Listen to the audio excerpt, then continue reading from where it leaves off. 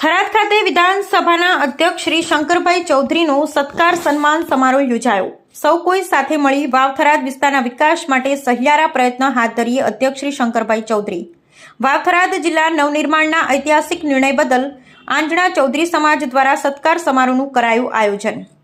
વાવ થરાદ જિલ્લા નવનિર્માણના ઐતિહાસિક અને વિકાસલક્ષી નિર્ણય બદલ થરાદ ખાતે આંજણા ચૌધરી સમાજ દ્વારા વિધાનસભા અધ્યક્ષ શ્રી શંકરભાઈ ચૌધરીનો ભવ્ય સત્કાર સન્માન સમારોહ યોજાયો હતો।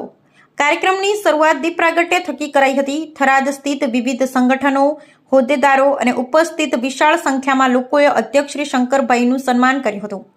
સત્કાર સન્માન સમારોહમાં અધ્યક્ષ શ્રી શંકરભાઈ ચૌધરીએ જણાવ્યું હતું, સમાજની પ્રેમ અને લાગણી અનેરી હોય છે। થરાદની પ્રજાએ આપેલા પ્રેમભરી લાગણીઓના રંગે આજે રંગાયો છું। આ વિસ્તારની માતાઓ અને વડીલોના આશીર્વાદથી આજે સરકારમાં કામ કરવાનો મોકો મળ્યો છે। તેમણે જણાવ્યું કે બધા સાથે મળી વાવ થરાદ વિસ્તારના લોકોની સુખાકારી માટે કામ કરીએ, શિક્ષણ ક્ષેત્રે વિદ્યાર્થીઓ આગળ વધે તે માટે તમામ પ્રયાસ કરીએ તથા વાવ થરાદના વિકાસના માટે કામ કરવાનું જણાવ્યું હતું। અધ્યક્ષશ્રી સન્માન બદલ ચૌધરી સમાજનો આભાર માન્યો હતો।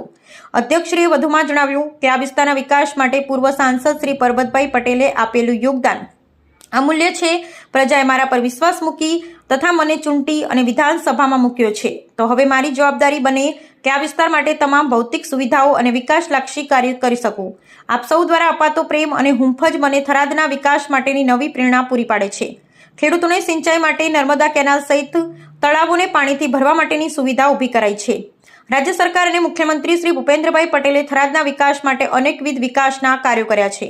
અહીં નોંધનીય છે કે અધ્યક્ષ શ્રી શંકરભાઈ ચૌધરીએ વાવ થરાદ વિસ્તારના વિકાસ માટે અલગ જિલ્લા તરીકેની માન્યતા મેળવવા માટે ભારે મહેનત કરી હતી। ગુજરાત સરકારે બનાસકાંઠા જિલ્લામાંથી અલગ અલગ વાવ થરાદ જિલ્લાનું નવનિર્માણ કરી સ્થાનિક લોકોને મોટી ભેટ આપી હતી, જે ભવિષ્યમાં વિકાસની નવી દિશા નિર્ધારિત કરશે।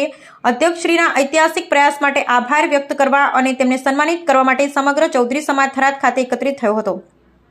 આ સત્કાર સન્માન સમારોહમાં પૂર્વ સાંસદ શ્રી પરબતભાઈ પટેલ, બનાસ બેંકના ચેરમેન શ્રી ડાયાભાઈ પિલિયાતર, વિવિધ અગ્રણીઓ અને 10,000થી પણ વધારે આંજણા ચૌધરી સમાજના લોકો ઉપસ્થિત રહ્યા હતા।